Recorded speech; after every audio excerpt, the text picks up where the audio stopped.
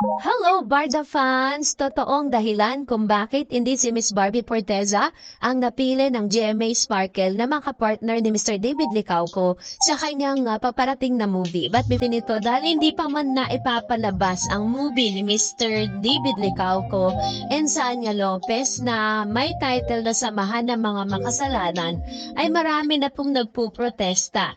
Sa isang panayam noong April 2, 2025, ibinahagi ng aktor na si David Licauco ang kanyang karanasan sa paggawa ng pelikulang Samahan ng Mga Makasalanan kasama si Sanya Lopez.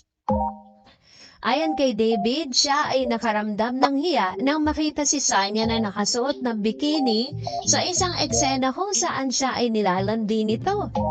Sabi pa niya, yung scene parang nahiya ako per Sanya, nakabikini kasi siya ha. Sabi ko lang, shucks, nakakahiya, ang hirap naman ang ginagawa niya. Pero nagulat ako, sexy Tignan niyo naman ang sexy, diba? Pero yun nga, ako ang nahiya. Ang pelikulang Samahan ng Mga Makasalanan ay isang proyekto ng GMA Pictures sa direksyon ni Benedict Migue. Bukod kina David at Sanya, tampok din dito sina Joel Torre, Buboy Villar, Charis Salomon at Betong Sumaya. Sa pelikulang ginagampanan ni David ang papel ng isang pare at isang karakter na bago para sa kanya.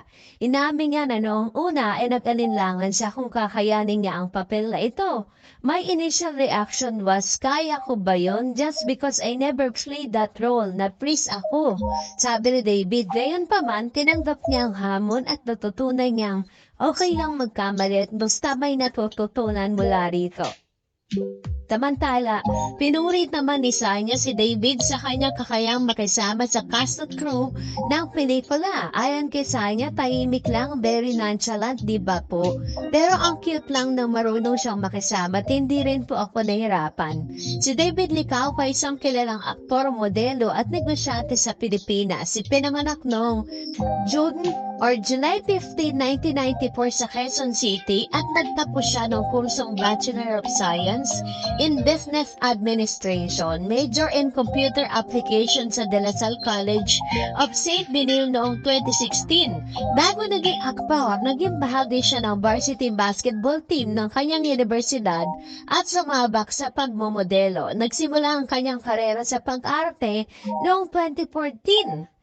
Sa pelikulang The Amazing Private Benjamin at nakilala siya sa mga papel na ginampanan niya sa mga teleserye tulad ng Wulawen vs. Ravenna bilang Malik, Maria Clara at Ibarra bilang Fidel de los Reyes Maglipol at maging Sino Ka Man bilang Carming. So ang tanong ng lahat, bakit daw hindi si Miss Barbie Forteza ang napili ng GMA Pictures at ng GMA Sparkle na i-partner dito kay Mr.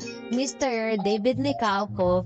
Ngayong alam po natin na sobrang trending at talaga namang inaabangan ng mga Barda fans ang kanilang pagbabalik pelikula. According po sa source, ay ang GMA Pictures po ang namili kung sino po yung makakapartner ni Mr.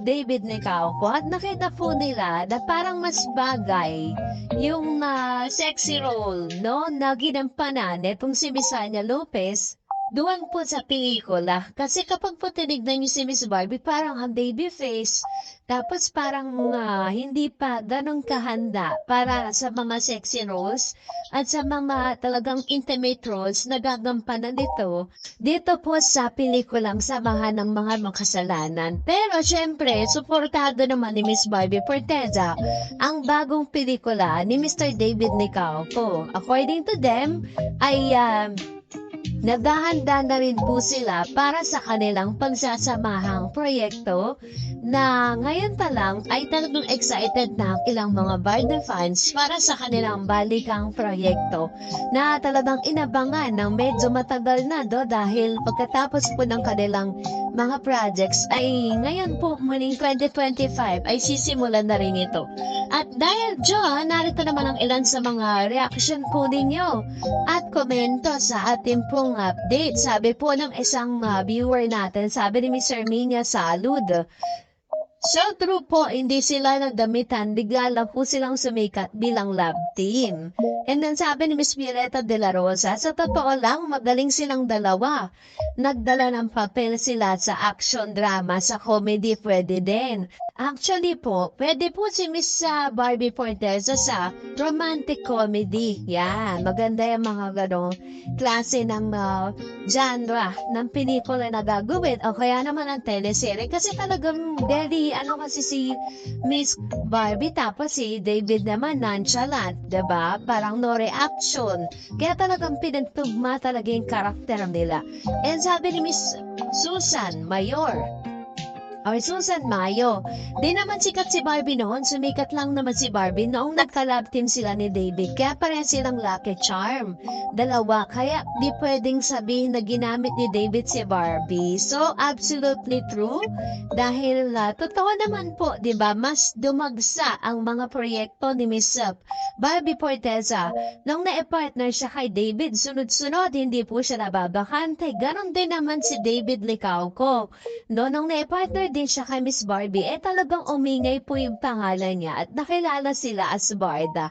Doon po na, and the rest is history, no?